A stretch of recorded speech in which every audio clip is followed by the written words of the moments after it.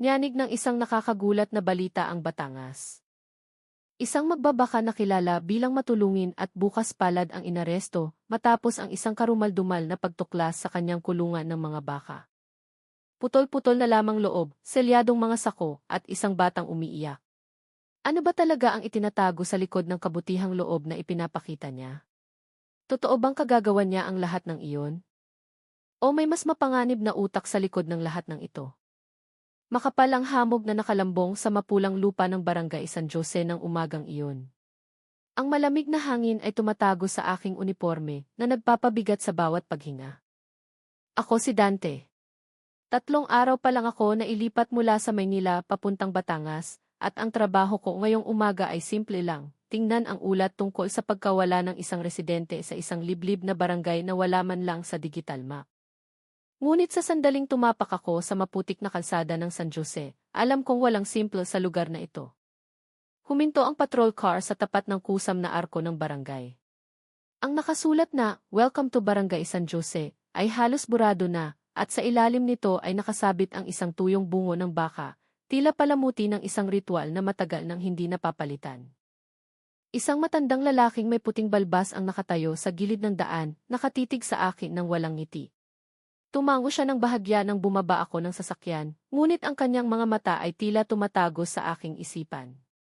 Gumanti ako ng tango bago naglakad patungo sa barangay hall. Doon, naghihintay na si Kapitan Tonyo. Malapad ang kanyang ngiti, ngunit ang tono ng kanyang pananalita ay asiwa, tulad ng isang taong gustong matapos agad ang usapan. Yung tungkol sa nawawala, Sir Dante. Baka lumayas lang yun ng kusa.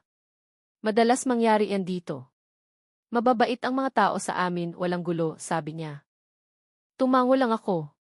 Sa mesang kahoy ay may lumang folder na naglalaman ng maikling ulat. Pangalan ng biktima, Kiko. Edad, 40. Huling nakita 2 linggo na ang nakararaan habang nagbebenta ng baka sa bahay ng isang magbabaka na nagngangalang Lando. Walang saksi, walang bakas. Basta na lang naglaho. Lando. Ang pangalang iyon ay paulit-ulit na lumalabas sa ulat. Sinasabing siya ang pinakamatagumpay na magbabaka sa San Jose. Tinatawag siyang bukas palad ng mga residente, madalas tumulong sa mga kapitbahay, at nagbibigay pa ng karne tuwing piyesta. Ngunit ang umagaw sa atensyon ko ay ang maliit na nota sa gilid ng ulat. Si Lando ay kilalang masipag magkatay ng sarili niyang baka, bihirang gumamit ng serbisyo ng matadero. Isinara ko ang folder. May kakaiba sa huling pangusap na iyon, pero hindi ko pa matukoy kung ano. Nang hapon, binagtas ko ang maputik na daan patungo sa bakahan ni Lando. Ang bahay niya ay nasa dulo ng baryo, nakatayo sa pagitan ng maisan at matatandang puno ng akasya. Mula sa malayo, naririnig ang unga ng mga baka na humahalo sa tunog ng martilyong humahampas sa bakal. Pagdating ko, isang lalaking may maamong mukha at matipunong pangangatawan ang sumalubong sa akin sa may gate. Pulis po kayo, di ba? Ako si Lando. Tuloy po kayo, sabi niya habang nakangiti. Malapad ang ngiti, pero hindi ito umaabot sa kanyang mga mata. Pinagmasdan ko ang paligid. Malawak at malinis ang kulungan, marahil ang pinakamaayos sa buong baryo. May amoy ng baka na humahalo sa isang kakaibang amoy, malansa, pero hindi dugo ng hayop. Sa sulok ng kulungan, nakita ko ang isang malaking mesang kahoy na may mga bakas ng hiwa ng karne at tumutulo pang mapulang likido. Sa itaas nito, nakasabit ang isang mahabang kutsilyo na bagong hasa. Napakalinis naman dito, Mang Lando, sabi ko habang nakatitig sa mga kagamitan. Tumawa siya ng mahina. Kung nagtatrabaho ka sa karne, sir, kalinisan ang number 1. Bawal tumagal ang dugo, mahirap tanggalin ang amoy.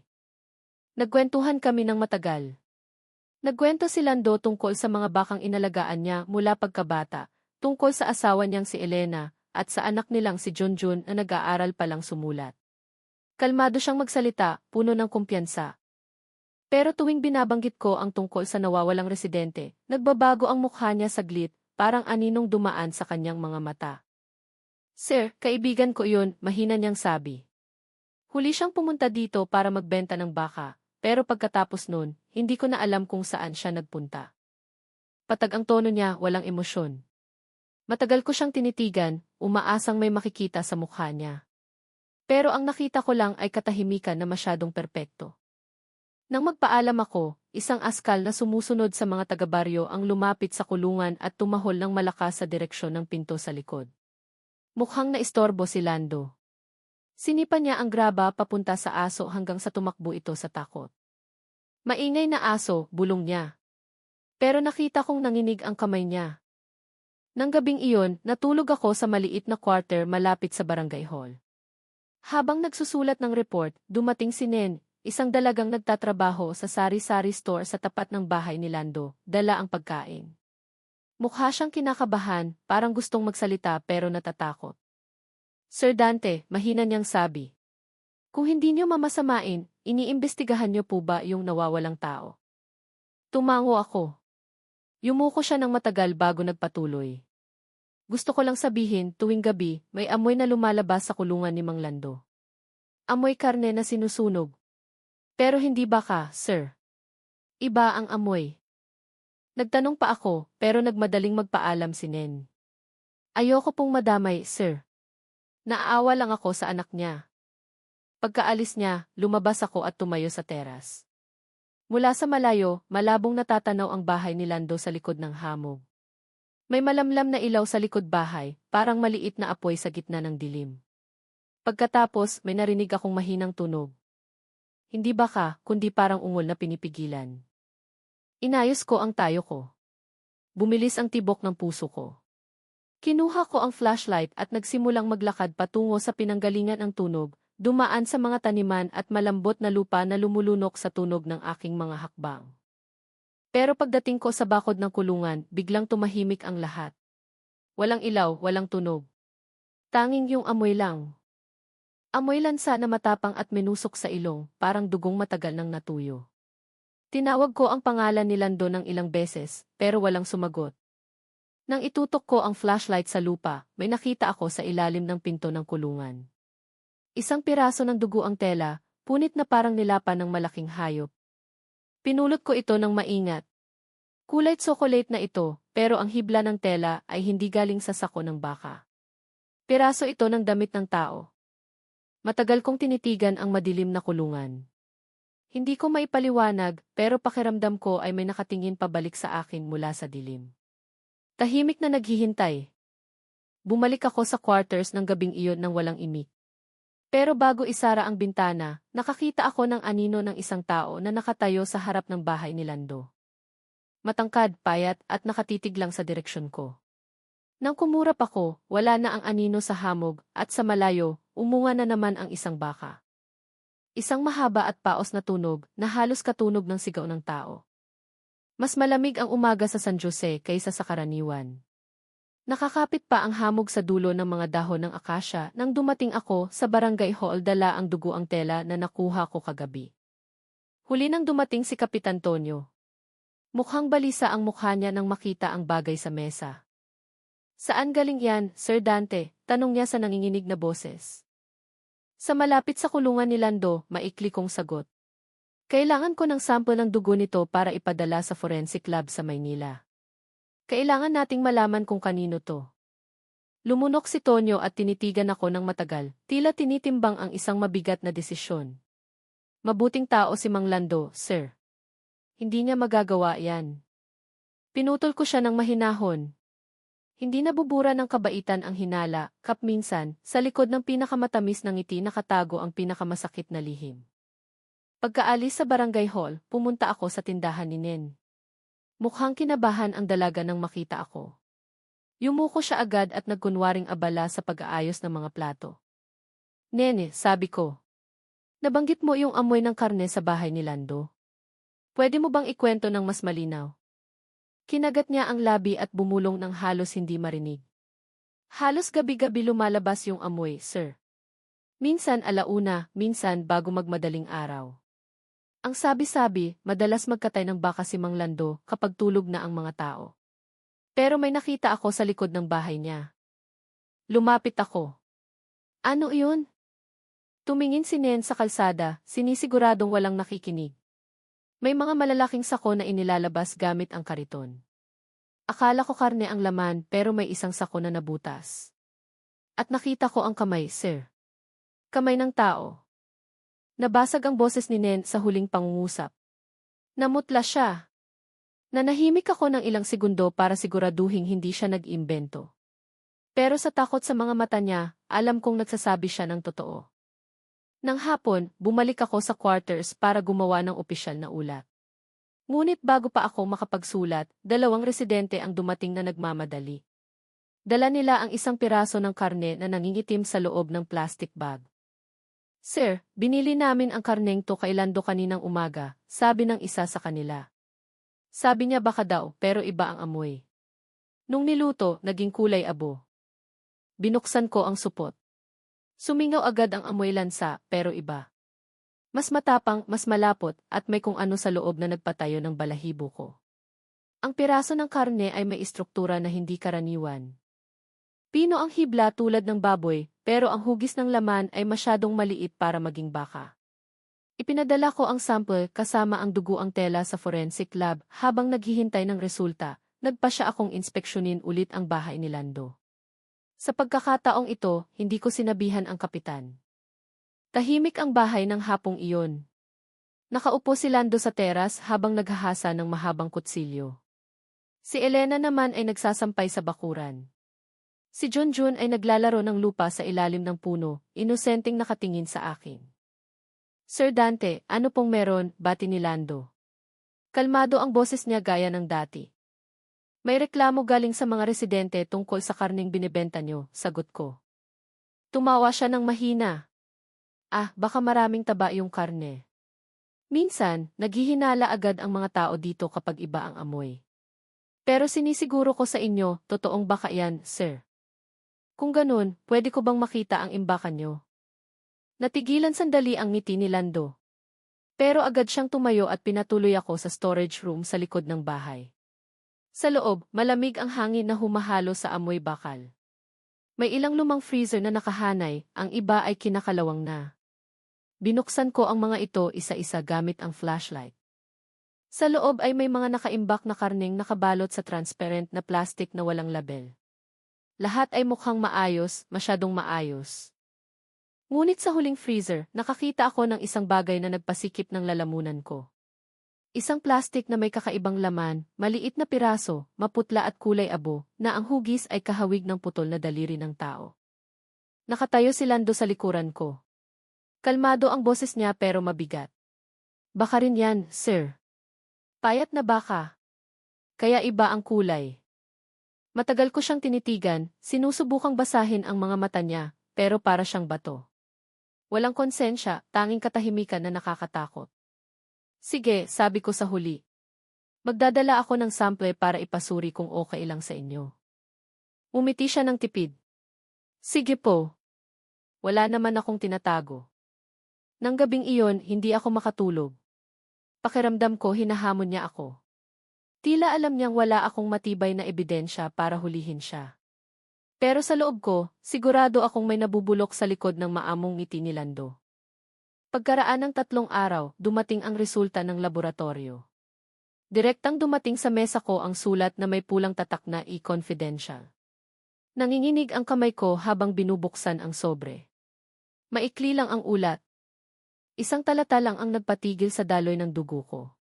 Ang sinuring sample ng karne ay nagpapakita ng istruktura ng human muscle tissue. Pansamantalang identifikasyon, lalaki. Napaupo ako ng matagal sa silya, paulit-ulit na tinititigan ang nakasulat. Sa labas, naririnig ang huni ng mga kuliglig, pero tahimik ang lahat sa isip ko. Tama ang lahat ng hinala ko.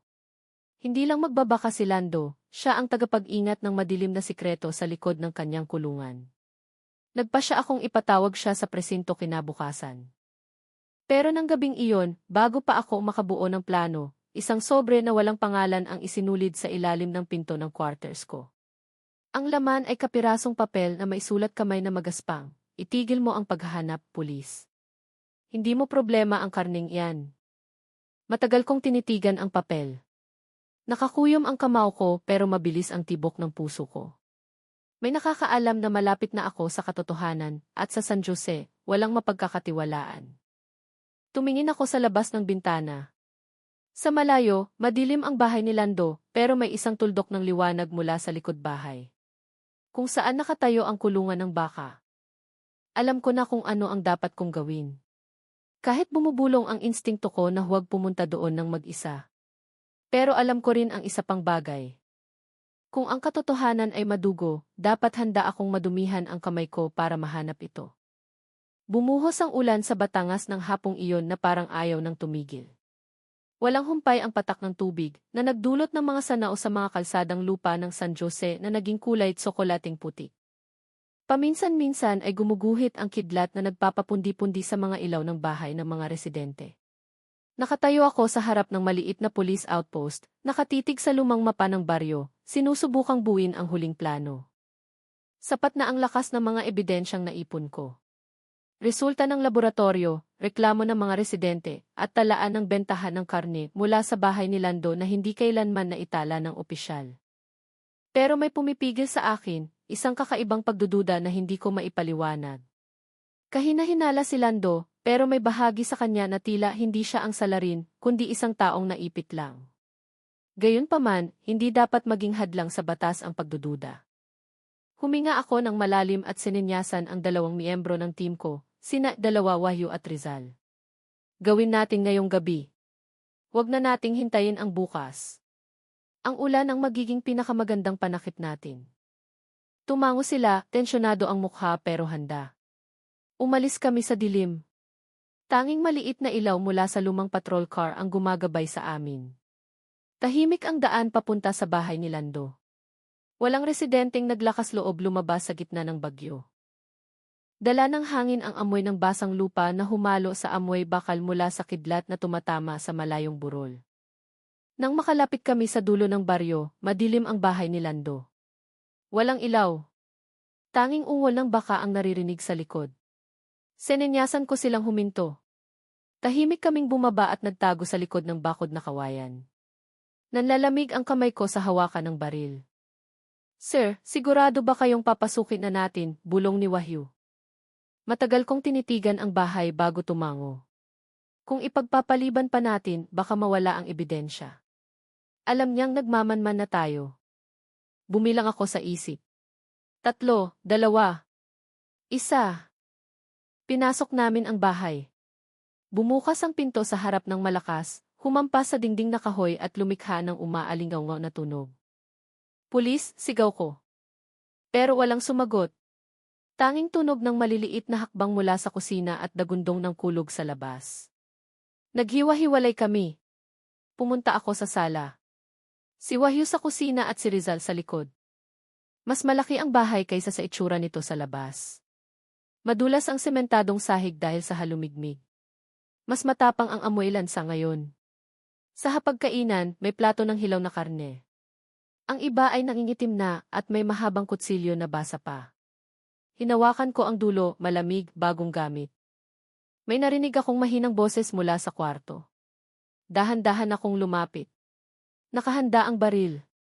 Pagkabukas ng pinto, nakita ko si Elena, ang asawa ni Lando, nakaupo sa sahig na magaang mata at yakap si Junjun na umiiyak sa takot.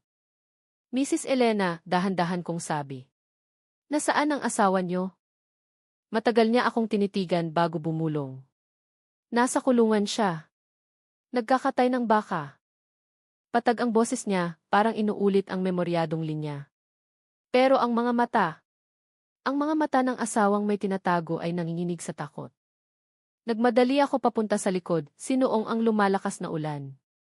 Nakabukas ng bahagya ang pinto ng kulungan. Gumagalaw ang malamlam na ilaw ng bumbilya dahil sa hangin.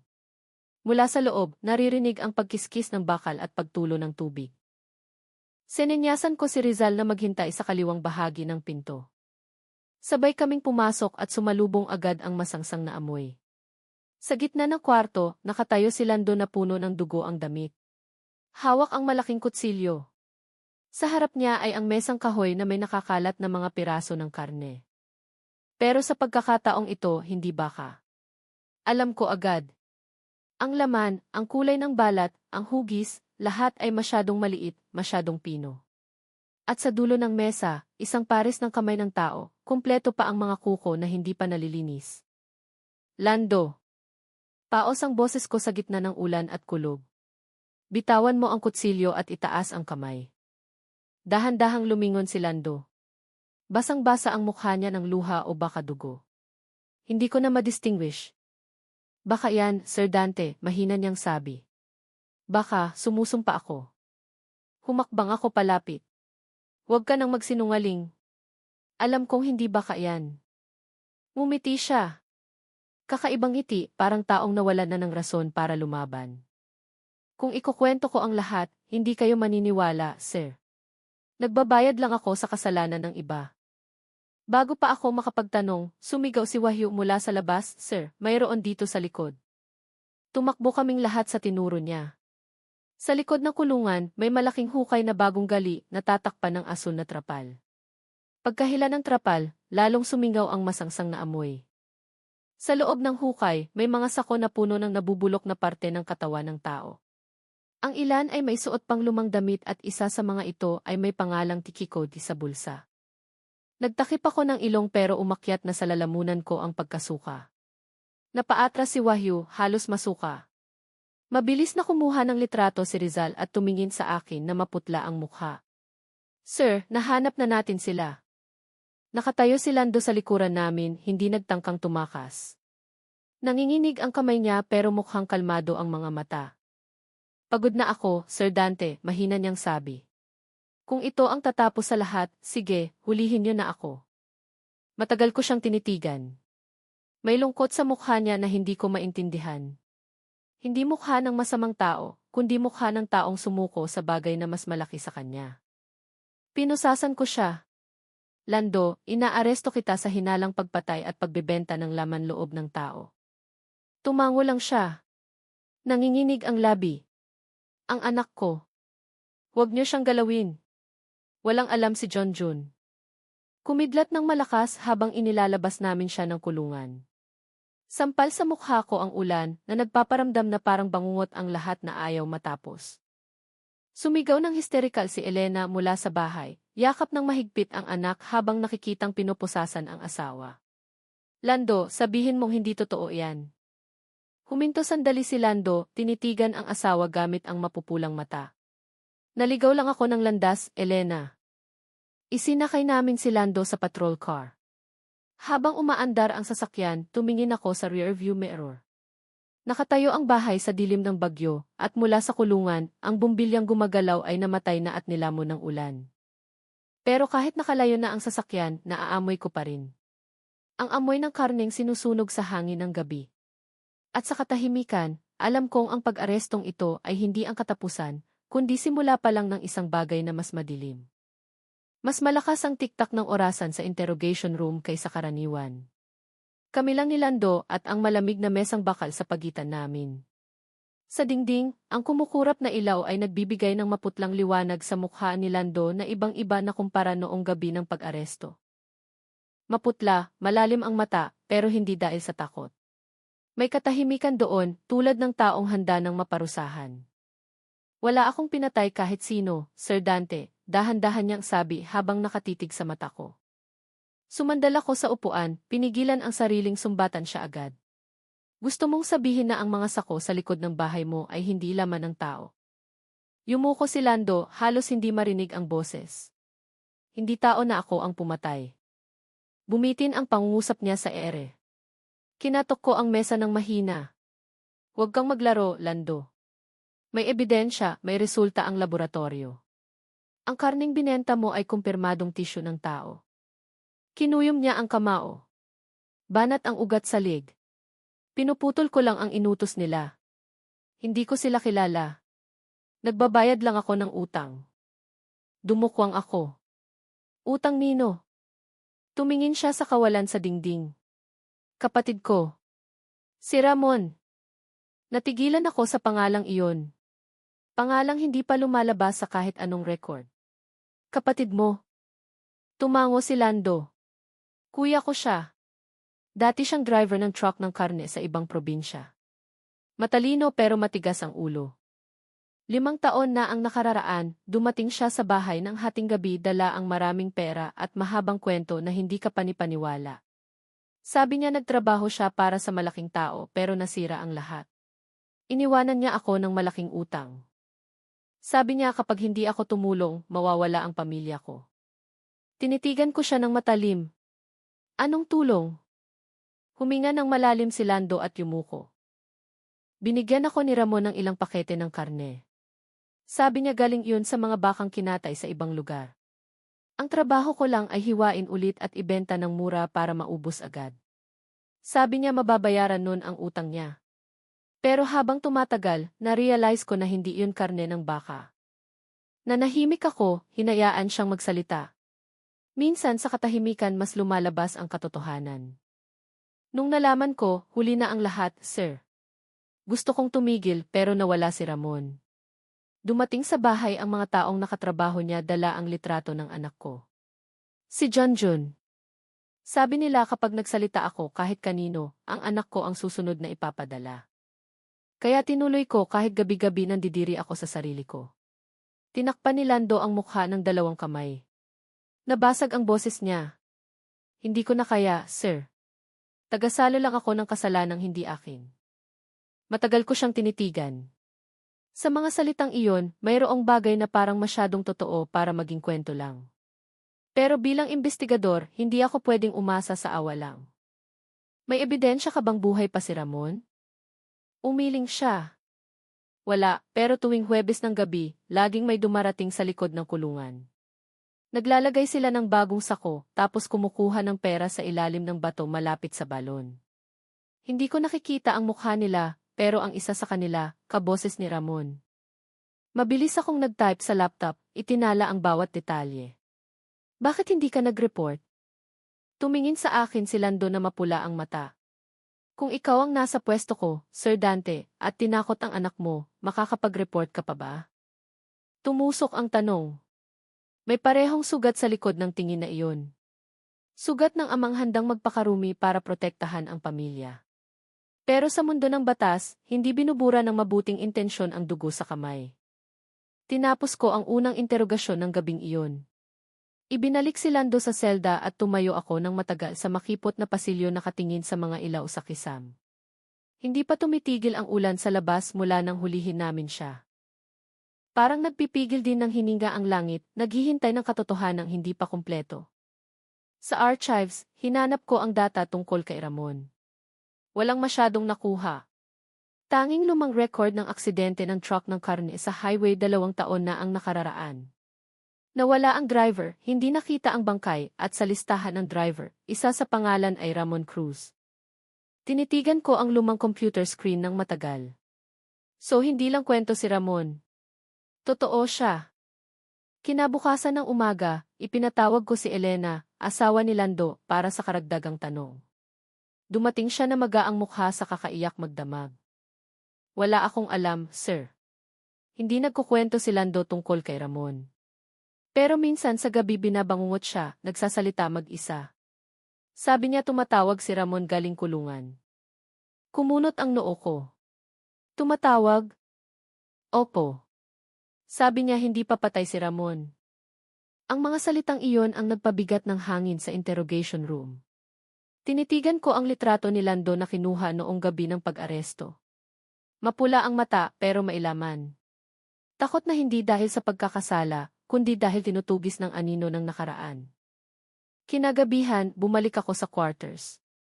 Inihip ng hangin ang kurtina, dala ang amoy ng hamog.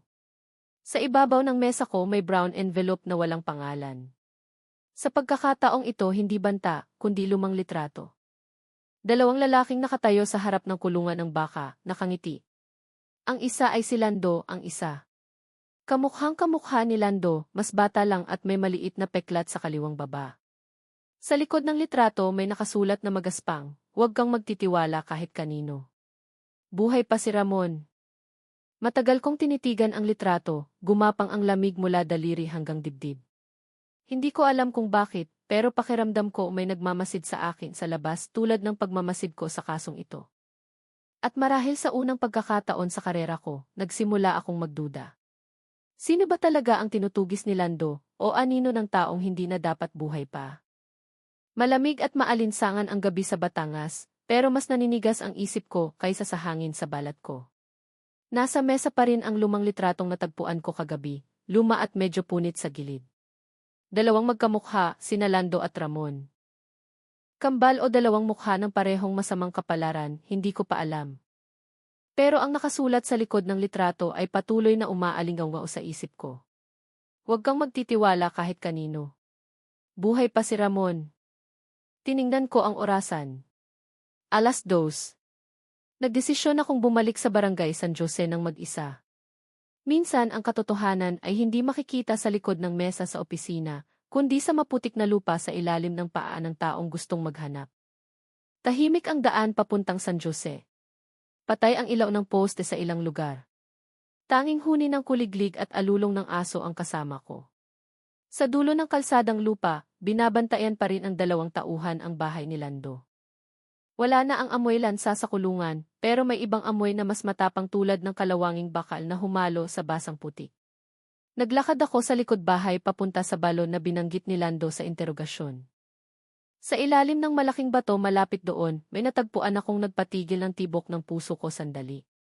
Plastic envelope na may lamang lumang pera at kapirasong papel na may nakasulat, postponed ang susunod na delivery. Bagong lokasyon. Lumang bodega malapit sa gubat ng akasya. Walang petsa, walang pangalan ang nagpadala, pero may malabong thumb mark. At ewan ko ba, parang nakita ko na ang pattern ng tatak na iyon. Kinabukasan ng umaga, nagdesisyon akong puntahan si Kapitan Tonyo. Mukhang kinakabahan ang lalaki mula noong unang beses naming hulihin si Lando, pero laging ayaw magsalita ng marami. Kapitan, sabi ko habang nakatitig sa kanya ng diretsyo. Kilala mo ba si Ramon Cruz? Nabitawan niya ang hinahalong kape. Madalas banggitin ang pangalang iyan noon, pero matagal ang hindi nakikita ang tao. Gaano katagal? Ewan ko, siguro 2 taon. Pagkatapos ng aksidente ng truck sa highway, sabi nila patay na. Tinaas ko ang kilay ko. Sabi nila, matagal niya akong tinitigan bago yumuko. Sir, dito sa baryo, hindi lahat gustong pag-usapan si Ramon. Dati tinulungan niya ang maraming residente na makaahon sa utang, pero marami rin siyang pinawala na tao. Minsan sa gabi may truck na humihinto sa gilid ng daan, may dalang karni galing kung saan. Nagbubulag-bulagan lang ang mga tao. Alam kong kalahati lang ang sinasabi ni Tonyo. Pero sa mata niya, may mas madilim pa kaysa takot lang. Bago ako lumabas ng bahay niya, bumulong siya. Kung ipagpapatuloy niyo ang kasong to, mag-ingat kayo. Hindi basta-bastang maibabaon si Ramon. Nang hapon, pumunta ako sa lumang bodega sa gubat ng akasya, ang lugar na binanggit sa papel. Maputik ang daan, motor lang ang pwedeng dumaan. Mula sa malayo, mukhang naiwang alaala ng nakaraan ang gusali. Kalawanging yero, bulok na pintong kahoy, at pamilyar na amoy lansa. Pumasok ako ng dahan-dahan, flashlight sa kamay. Maalikabok ang sahig, pero sa gitna ng kwarto may mahabang mesa na may bakas ng kutsilyo, ilang sako na walang laman, at maitim na mansa na natutuyo pa lang. Sa dingding, may kalendaryong punit na may nakasulat, Delivery San Jose, Laguna. Malayo ang Laguna dito. Nagsimula kong ma-realize na hindi ito maliit na kaso. Network ito. Kinunan ko ng litrato ang lahat ng ebidensya at lumabas para tawagan ang forensic team. Pero bago ko pa madial ang numero, nag-vibrate ang cellphone ko. Unknown number. Ang boses sa kabilang linya ay mahina, paos, pero pamilyar. Sir Dante, huwag kayong magtitiwala kahit kanino sa pulisya. Alam nilang nandyan kayo. Nanahimik ako. Sino to? Tumigil sandali ang boses bago sumagot. Ramon. Parang tumigil ang daloy ng dugo ko. Anong sabi mo? Hindi si Lando ang salarin. Scapegoat lang siya. Kung gusto niyong malaman ang totoo, pumunta kayo mag-isa sa lumang tulay sa dulo ng gubat. Huwag kayong magsasama ng kahit sino. Naputol ang linya. Ang kaluskos ng dahon sa gabi ang tanging tunog na natira. Matagal akong nakatayo doon sa gitna ng katahimikan, sa pagitan ng paniniwala at hindi, sa pagitan ng police intuition at human instinct. Pero isang bagay ang malinaw, kung si Ramon nga iyon, ibig sabihin hindi kasinungalingan ang lahat ng sinabi ni Lando. At ibig sabihin nun, may taong nasa likod ng lahat na nagmamanyobra, kasama na siguro ang i-insider sa mismong pulisya. Nang gabi, bumalik ako sa istasyon. Ipinatawag ko ulit si Lando sa interrogation room. Lando, sabi ko. Kung buhay pa si Ramon, anong gagawin mo? Matagal siyang natahimik bago sumagot ng mahina. Hindi ko alam, sir. Minsan, hinihiling ko na sana patay na siya para matapos na to. Pero kung buhay pa siya, parang awan niyo na, sir, huwag niyo siyang hayaang lumapit kay Junjun. Matalim ang tingin niya tulad ng taong nawalan na ng lahat maliban sa takot. Pagkabalik niya sa selda, naupo ako mag-isa sa opisina. Umuulan ng mahina sa labas. Binuksan ko ulit ang litrato ng magkapatid, tinitigan ang mukha ni Ramon. Baka ang taong ito ay hindi lang mastermind ng organ trade, baka may binubuo siyang mas malaki. Ginagamit ang maliit na baryo ng San Jose bilang tuntungan. Bumalik ang isip ko sa tawag kanina. Huwag magtitiwala kahit kanino sa pulisya. Posible kayang mailik sa loob. Mula umpisa, laging naglilik ang bawat hakbang ng investigasyon. Mabilis kumalat ang impormasyon. Tinitigan ko ang evidence board sa harap ko. Sa gitna ng mga litrato ng biktima, mapa ng delivery, at talaan ng gamit, isang pangalan ang paulit-ulit na lumalabas sa logistics document. SEC initials ni Ramon Cruz. Sa oras na iyon, alam kong kailangan kong pumunta sa lumang tulay. Hindi lang dahil sa kuryosidad, kundi dahil pakiramdam ko ang kasong ito ay hindi lang tungkol sa karne at pera. Tungkol ito sa isang taong hinahamon ako ng personal. At marahil sa unang pagkakataon, naramdaman kong magtatapos ang investigasyong ito, hindi sa pag-aresto, kundi sa pagkawala. Dala ng hangin sa madaling araw ang amoy ng kalawang at basang lupa. Ipinark ko ang patrol car sa gilid ng daanan papunta sa lumang tulay. Sa ilalim ng madilim na langit, ang anino ng mga puno ng akasya ay mukhang hanay ng mga nilalang na tahimik na nagmamasid. Sadyang pumunta ako mag-isa, walang radyo, walang full gear, tanging maliit na baril sa bewang at flashlight sa kanang kamay. Nakadipa ang lumang tulay sa ibabaw ng maliit na ilog na matagal ng tuyo. Puno ng lumot ang mga bato at marami ng sira ang mga kahoy na dating tinatapakan. Ang lugar na ito ay parang lumang sugat na hinayaang nakabukas ng tahimik. Maya-maya, may narinig akong mahihinang hakbang mula sa kabilang direksyon. Tinitigan ko ng maigi. Mula sa likod ng manipis na hamog, lumitaw ang figura ng lalaking payat na nakalumang jacket. Natatakpan ng itim na sombrero ang kalahati ng mukha niya. Pero nang iangat niya ang ulo, halos hindi ako makapaniwala sa nakita ko. Ang mukha ay kamukhang-kamukha ni Lando. Ang panga, ang hugis ng mata, pati ang maliit na peklat sa kaliwang baba, parehong-pareho. Ramon, dahan-dahan kong tanong. Hindi siya sumagot, umiti lang ng tipid. Ngiting hindi magiliw pero hindi rin naman ganap na masama. Parang taong sinusubukan ang kalaban. Dumating kang mag-isa, mahina niyang sabi. Mapagkakatiwalaan ka pa. Pinigil ko ang hininga. Alam mong pwede kitang arestuhin ngayon? Pwede, sabi niya habang nakatingin sa baril sa bewang ko. Pero kung gagawin mo iyan, malalaman ng lahat sa pulisya at papatahimikin nila ako habang buhay. Ayaw mo nun, di ba? Humakbang ako palapit. So totoong ang buhay ka pa? Tumawa siya ng mahina. Buhay, patay. Laro lang ng salita yan, Sir Dante. Minsan, kailangang ituring munang patay ang isang tao para makapagtrabaho ng walang istorbo. Tinitigan ko siya ng matalim. Ikaw ang utak. Lahat ng delivery ng karne, lahat ng biktima, ikaw ang nag-ayos. Tumingin si Ramon sa tuyong ilog sa ilalim ng tulay. Parang kinakausap ang sarili. Hindi ako ang utak. Maliit na tornilyo lang ako sa malaking makina. Dati akong driver ng truck ng karne, alam ko kung paano tumatakbo ang network. Akala ko makakaalis ako, pero mas madali palang mamatay kaysa tumigil. Nanahimik ako, pinakikinggan ang bawat salita mula sa bibig niya parang mga piraso ng puzzle na nagdidikit-dikit. Bakit kailangang si Lando ang sumalo ng lahat, tanong ko. Lumingon siya sa wakas.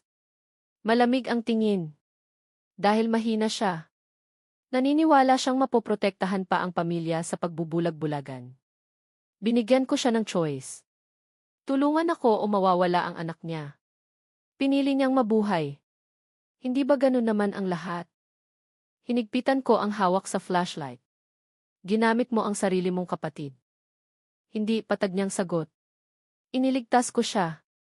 Kung hindi dahil sa kanya, ubos na ang pamilyang iyon. Ginamit ko lang kung ano ang sira na sa mundong ito. Umihip ng mas malakas ang hangin, nagpalangit-ngit sa tulay. Humakbang ako palapit, mga 3 metro na lang ang layo sa kanya. Kung gusto mo talagang magbayad sala, sumama ka sa akin sa presinto. Ikwento mo lahat. Ngumiti siya ng samar. Sa tingin mo kakayanin ng sistema niyo ang katotohanan, Sir Dante?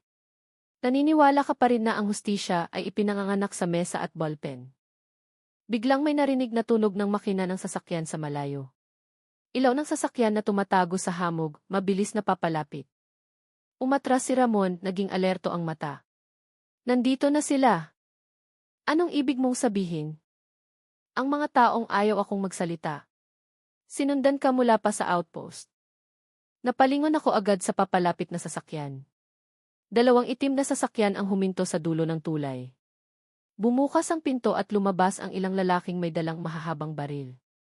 Walang pagkakakilanlan. Dapa, Sir Dante, sigaw ni Ramon. Kung hindi, papatayin tayong 2. Pero bago pa ako makagalaw, pumutok ang unang baril. Umalingaw ang tunog sa pagitan ng mga puno. Dumapa ako sa likod ng batong bakod. Tumama ang bala sa kahoy malapit sa ulo ko. Tumakbo si Ramon sa gilid ng tulay, gumanti ng putok gamit ang maliit na baril na hindi ko alam kung saan galing. Mabilis pero brutal na labanan ang nangyari sa loob ng ilang segundo. 2 ang bumagsak, 1 ang gumulong sa ilalim ng tuyong ilog. Sinubukan kong sumilip sa pagitan ng bato para hanapin si Ramon, pero wala na siya. Tanging jacket niya ang naiwan sa gilid ng tulay, may butas sa balikat, puno ng sariwang dugo. Lumapit ako ng dahan-dahan. Mainit pa ang jacket. Hindi kalayuan, may bakas ng paa papunta sa gubat. Tinitigan ko ito ng matagal, sa pagitan ng ginhawa at takot. Tinamaan si Ramon pero buhay pa. Tumawag ako ng backup gamit ang extra radio. Pagdating ng team, tahimik na ulit ang tulay. Dinala ang bangkay ng 2 armadong lalaki para kilalanin. Pero banyaga ang mukha nila, hindi galing sa alinmang kapulisan na kilala ko. Walang marka, walang dokumento, tanging cellphone na walang SIM card at susi ng sasakyan na may logo ng kumpanya ng trucking ng karne. Nagsisimula ng bumuo ng mas malaking bilog ang lahat kaysa sa simpleng kaso ni Lando. Nang gabing iyon, nagsulat ako ng report na nanginginig ang kamay.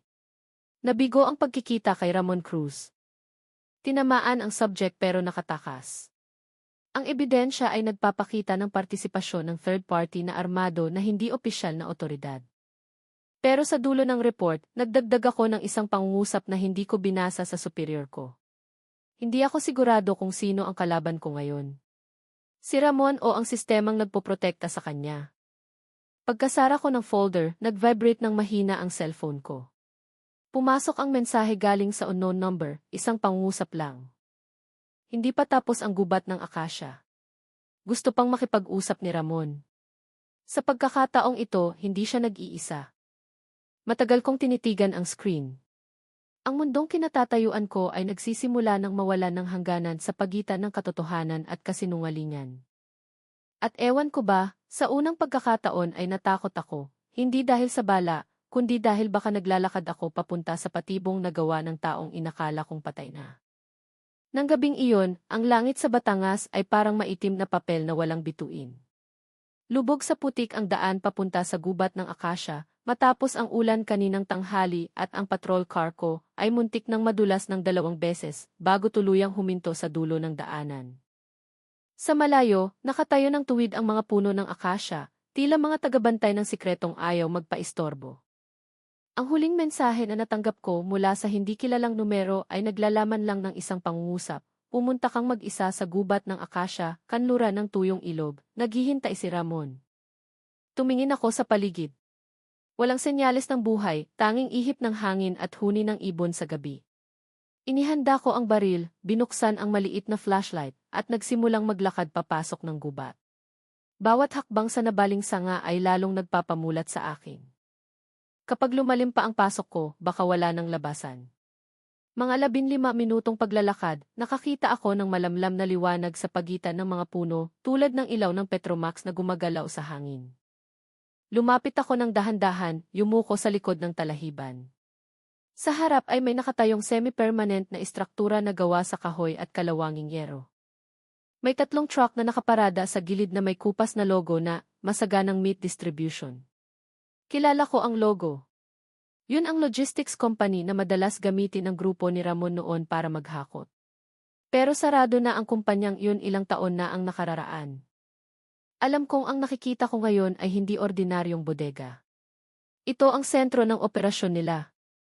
Mula sa siwang ng tabla, nakita ko ang 3 lalaki na naglilipat ng malaking kahon mula sa loob ng truck papunta sa freezer room sa likod ng gusali.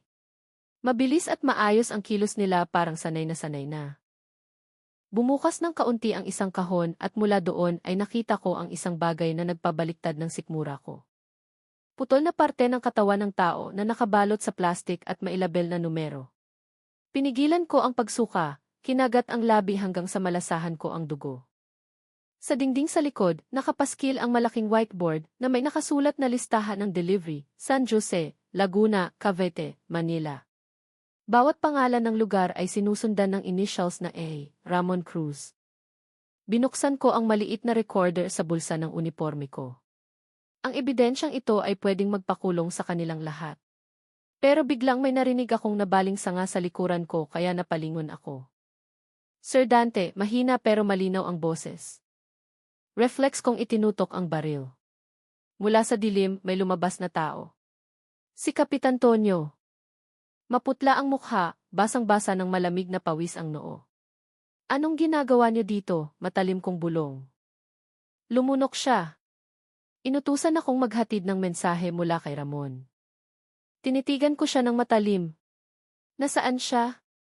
Tinuro ni Tonyo ang gusali. Nasa loob siya. Pero, sir, wag muna kayong pumasok.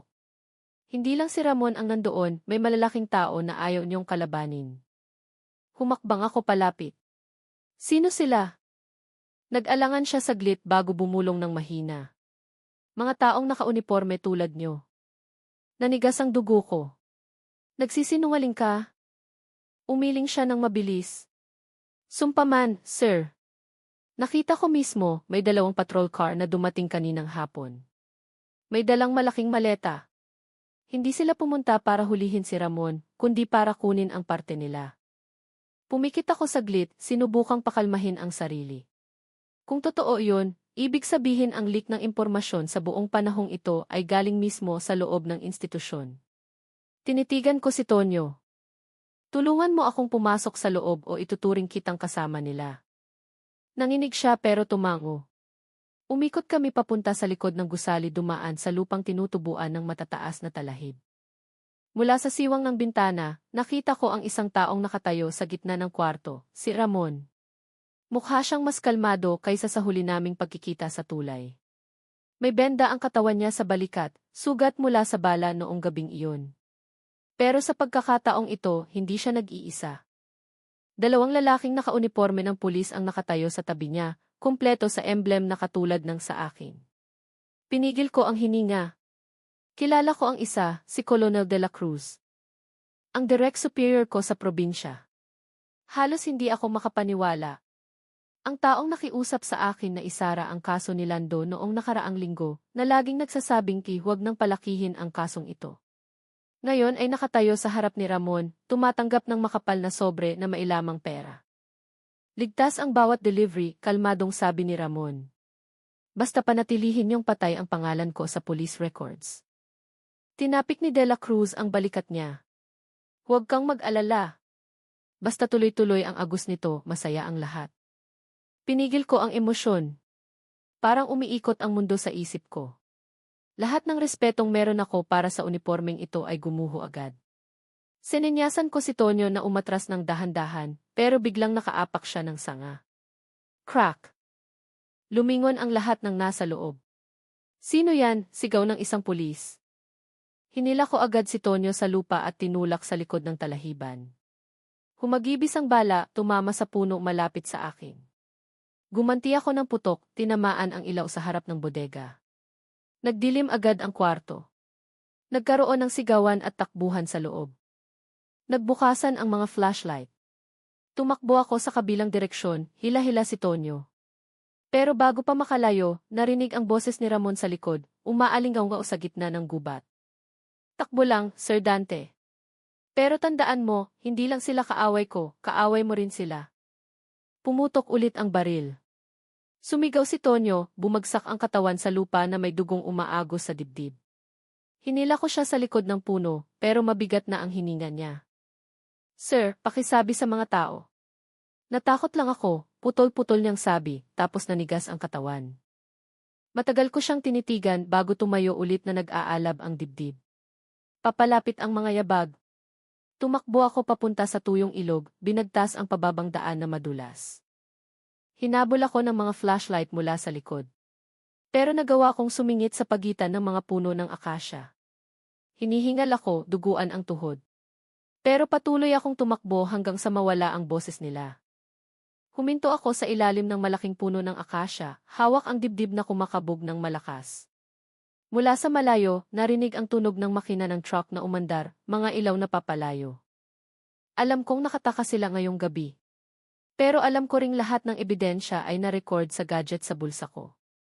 At marahil sa unang pagkakataon, hindi lang ako nag-imbestiga ng kaso. Nilalabanan ko ang sistemang akala ko noon ay nagpoprotekta sa mamamayan. Nang magsimulang mag-umaga, tinitigan ko ang maabong langit sa ibabaw ng gubat at bumulong ng mahina, sige, Ramon, kung akala mo laro ito, sisiguraduhin kong malalaman mo kung anong pakiramdam ng tinutugis ng taong hindi na naniniwala sa sariling institusyon. Mula noong madugong gabi sa gubat ng akasya, nagbago ng drastiko ang buhay ko. Hindi na ako ang iginagalang na investigador sa probinsya. Isa na akong pugante sa katahimikan. Sa internal news ng pulisya, ang pangalan ko ay binanggit bilang miyembro na lumabag sa protokol at naging dahilan ng pagkamatay ni Kapitan Tonyo. Ang nakakatawa, ang balang tumago sa dibdib ni Tonyo ay galing sa sandatang ipinaparatang nila sa akin ngayon. Nang umagang iyon, nagtago ako sa bahay ng isang lumang kakilala sa kabilang bayan. Si Mang Berting, dating senior police officer na nag-early retirement dahil na-disappoint sa sistema. Tinitigan niya ako mula sa likod ng makapal na salamin tapos huminga ng malalim. Dante, naglalaro ka ng apoy. Hindi ka hahayaang magsalita ng mga nasa itaas. Si De La Cruz ay hindi lang opisyal, may malakas na backer siya sa Maynila. Tinitigan ko ang mesang kahoy kung saan ko nilapag ang maliit na recorder na naglalaman ng ebidensya mula sa bodega ni Ramon. Wala akong pakialam. Hanggat nasa akin ang gadget na to, mapapatunayan ko ang lahat. Umiling si Mang Berting. Hindi sapat ang ebidensya lang. Kailangan mo ng buhay na saksi. Natahimik ako. Lahat ng saksing may alam sa network na ito ay naglaho na, kung hindi pinatahimik ay namatay sa lugar tulad ni Tonyo. Tapos may isang pangalan na pumasok sa isip ko. Si Elena, asawa ni Lando, buhay pa. Huli ko siyang nakita sa ospital kasama si Junjun, ang anak niyang maliit pa. Baka may alam siyang higit pa sa nakikita. Nang tanghali, tinahak ko ang palihim na daan papunta sa ospital sa bayan. Banyaga ang pakiramdam ng kalsada. Bawat pulis na dumadaan ay nagpapabilis ng tibok ng puso ko. Sa mukha nila, baka may dating kasama, pero ngayon hindi ko na alam kung sino ang kakampi at sino ang kaaway. Pagdating sa ospital, nagdisgis ako gamit ang lumang jacket at face mask. Sumingit ako sa pasilyo sa likod at umakyat sa second floor kung saan nakakonfine ang mga charity patients. Sa dulo ng koridor, nakita ko si Elena na nakaupo sa silya nakatulala sa bintana. Maputla ang mukha, magulo ang buhok at magaang mata. Dahan-dahan akong lumapit. Mrs. Elena. Bigla siyang lumingon, muntik nang sumigaw. Pero mabilis kong itinaas ang kamay ko. Please, huwag kang sumigaw. Si Dante to. Naging tegang ang mukha niya. Sir Dante. Sabi nila na huli na raw kayo ng pulis. Umiling ako. Hindi pa. At sana hindi mahuli. Kailangan ko ng tulong, Mrs. May importanteng bagay na dapat mong malaman tungkol kay Lando. Tumulo ang luha niya. Hindi masamang tao ang asawa ko, sir. Tanga lang siya na natakot. Alam kong sabi ng lahat nagbenta siya ng laman loob ng tao, pero nakita ko mismo na hindi niya kayang manakit ng tao, sir. Umupo ako sa tabi niya. Alam ko, pero ngayon mas komplikado na ang lahat kaysa sa inaakala natin. Buhay pa si Ramon Cruz at si Lando ay paon lang sa malaking laro. Humikbi ng mahina si Elena. Sabi ko na nga ba? Noong gabi bago siya hulihin, may sinabi si Lando, kung mamamatay ako, huwag mong sisihin ang pulis, sisihin mo ang kadugo ko. Hindi ko naintindihan ang ibig sabihin noon. Kinagat ko ang labi ko. Pinatibay ng mga salitang iyon ang hinala ko. Si Ramon, ang kapatid ni Lando na nawala ilang taon na ang nakararaan, ang totoong utak sa likod ng lahat ng ito. Biglang may narinig na mabibigat na hakbang mula sa dulo ng koridor. 2 pulis na nakauniporme ang pumasok at nakipag-usap sa nurse sa station. Tumayo agad ako. Kailangan ko nang umalis, mabilis kong sabi. Kung naniniwala ka pa rin kay Lando, pakiusap itago mo to. Iniabot ko ang maliit na recorder. Kapag may nangyari sa akin, buksan mo ang file sa loob. May ebidensya na pwedeng magsalba sa pangalan ng asawa mo. Hinawakan ni Elena ang gadget ng mahigpit. Puno ng takot ang mata. Saan kayo pupunta? Ngumiti ako ng samar. Sa huling lugar kung saan pwedeng itago ang katotohanan. Sa sarili nilang opisina. Magtatakip silim na nang bumalik ako sa Police Provincial Office. Mas tahimik ang opisina kaysa karaniwan. Baka dahil patapos na ang oras ng trabaho. Naghintay ako sa tapat ng kalsada, nagmamasid sa gate. Doon nakatayo si Colonel De La Cruz nakikipag-usap sa isang tao sa itim na sasakyan na may plaka ng ibang probinsya. Binuksan ko ang kamera ng cellphone at nagsimulang mag-record mula sa malayo. Nang lumabas ang lalaki sa kotse, halos tumigil ang puso ko. Nakakot siya na kulay abo at mukhang masyadong formal para sa karaniwang bisita. Ramon. Hindi ako makapaniwala sa nakikita ko. Pumunta si Ramon mismo sa istasyon ng pulis at sinalubong siya ni De La Cruz na parang business partner. Nagtawanan sila ng mahina bago pumasok ng sabay. Sinigurado kong safe ang video. Tapos mabilis akong umikot sa gilid ng gusali. May bintana sa likod ng records room na madalas kong gamitin noon kapag nag-o-overtime. Dahan-dahan kong binuksan ang lock at sumingit papasok. Madilim at maalikabok ang records room. Binuksan ko ang maliit na flashlight para hanapin ang file ng kaso ni Lando. Pero bakante ang gitnang rack. Lahat ng dokumento nawala. Sabi ko na nga ba, bulong ko. Naglilinis sila ng ebidensya. Nagulat ako sa tunog ng pagbukas ng pinto sa labas. Pinatay ko ang flashlight at dumikit sa pader.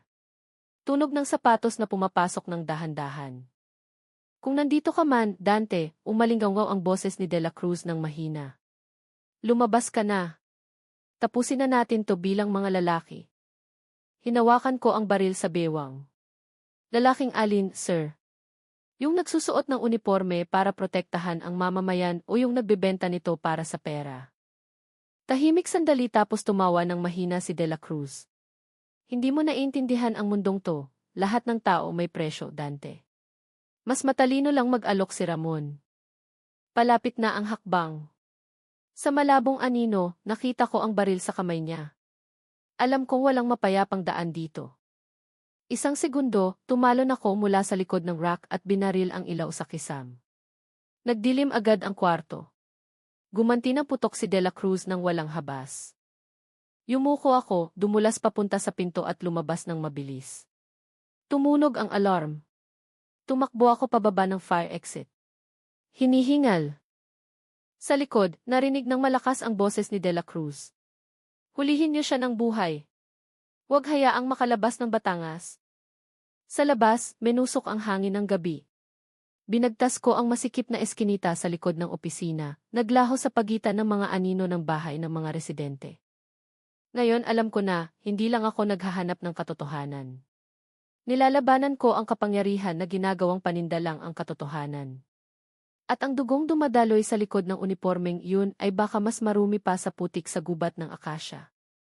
Bumuhos ng malakas ang ulan ng gabing iyon, tinatakpan ang buong bayan ng malamig na hamog na kumakapit sa balat.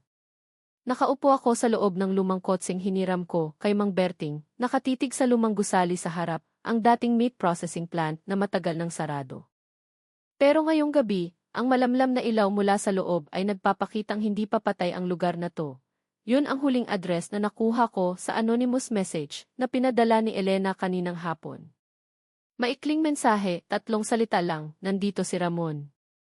Huminga ako ng malalim. Mahapdi pa ang sugat sa braso ko dahil sa bala ni De La Cruz, 2 gabi na ang nakararaan. Pero wala nang oras para magpagaling. Kailangang matapos ang lahat ngayong gabi. Dugo ko man o dugo nila. Binitawan ko ang handbrake at lumabas ng kotse.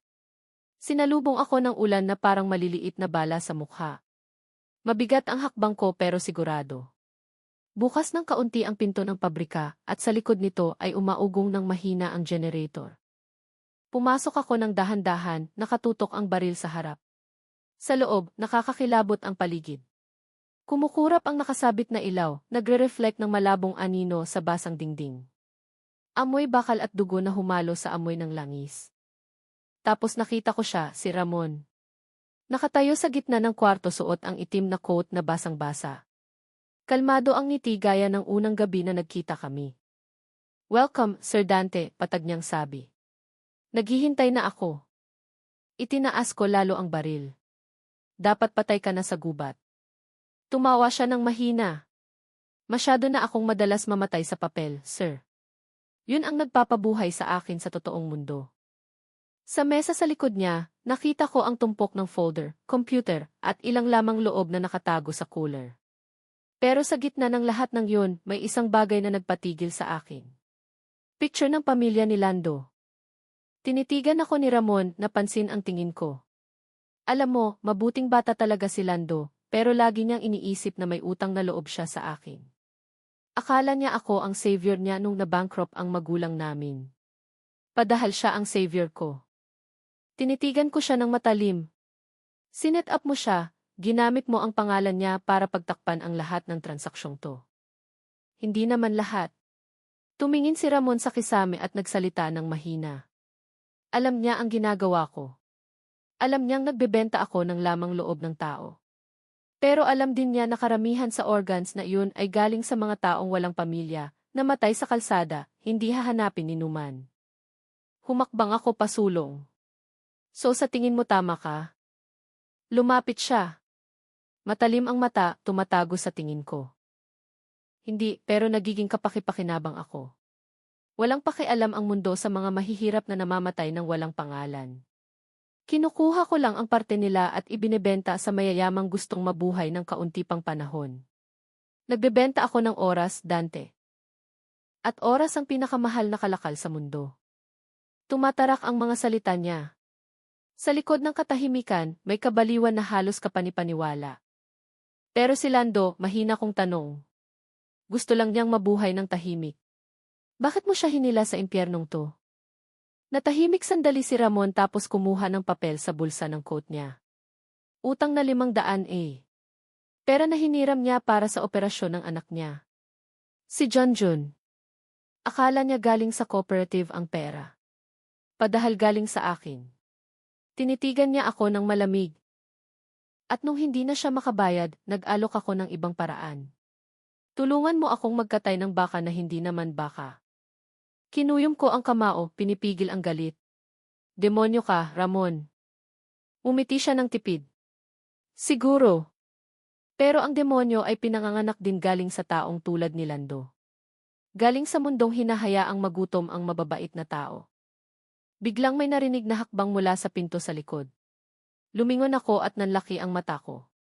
Lumitaw si Colonel De La Cruz kasama ang 2 armadong pulis. "Tama na, Dante," malamig niyang sabi. "Ibaba mo ang baril mo." Mabilis akong humarap, tinutok ang baril sa kanya. "Kasabwat ka niya."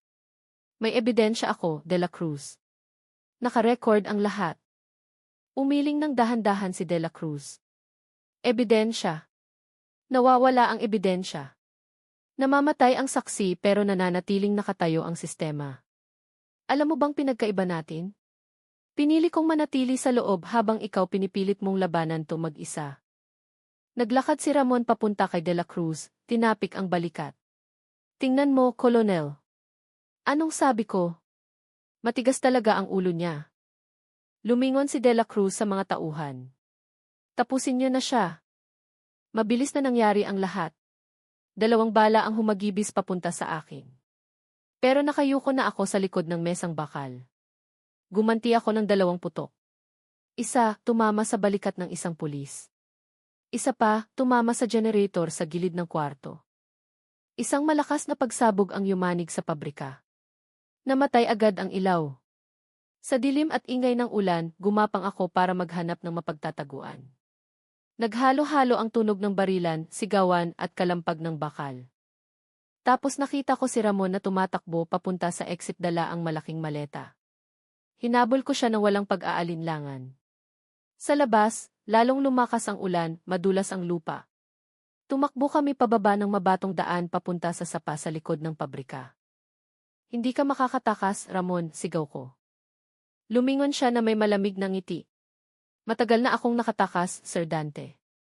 Itinutok niya ang baril, pero mas mabilis ako. Isang bala ang pinaputok ko, tumama sa dibdib niya. Sumuray-suray siya. Nahulog ang maleta sa putikan. Bumukas ito, lumabas ang tumpok ng pera at dokumento. Bumagsak si Ramon sa lupa. Ang dugo niya ay umagos kasama ng tubig ulan. Tinitigan niya ako ng malabo, nanginginig ang labi. Lando, patawarin mo ako. Bulong niya bago pumikit ang mga mata. Nakatayo ako doon, hinayaang hugasan ng ulan ang dugo at putik sa paligid ko. Sa malayo, narinig ko ang sirena ng pulis na papalapit. Baka galing sa ibang team o baka tauhan ni De La Cruz na dumating para tapusin ang natitira. Kinuha ko ang maleta, kinuha ang folder sa loob at tumakbo palayo papunta sa gubat sa gilid ng ilog. Ilang araw ang lumipas, kumalat sa media ang balita tungkol sa raid sa illegal factory sa Batangas. Pero, gaya ng hinala ko, walang bumanggit sa pangalan ni De La Cruz o Ramon. Pinalabo ang lahat gamit ang maayos na kwento. Ang nag-iisang suspect, si Lando ng San Jose, ay idineklarang guilty sa organ trafficking. Nakaupo ako sa maliit na istasyon sa pinggiran ng lungsod, binabasa ang dyaryo ng may pait.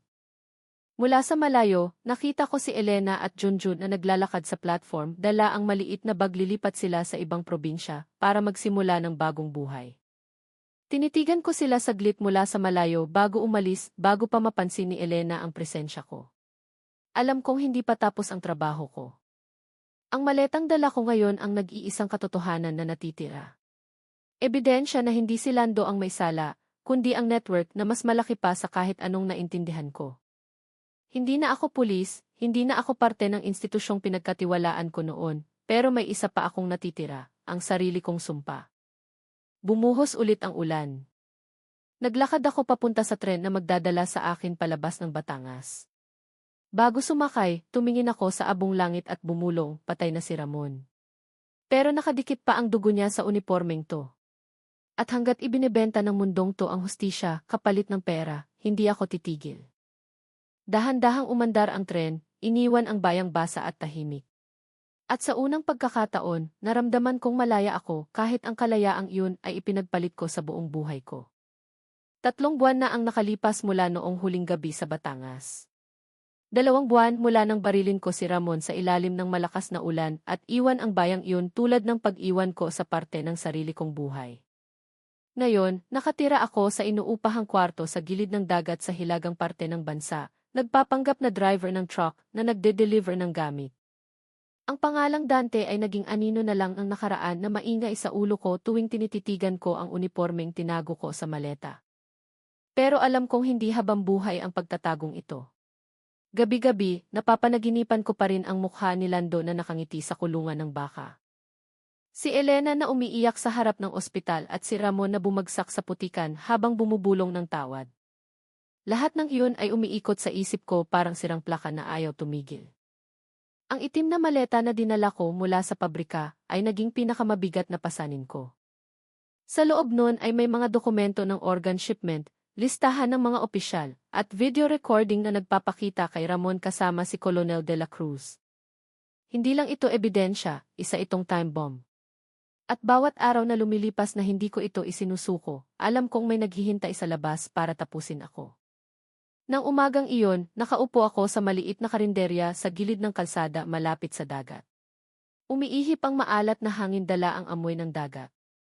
Sa lumang isi sa sulok ng karinderya, ibinabalita ang malaking pagbabago sa Regional Police Force.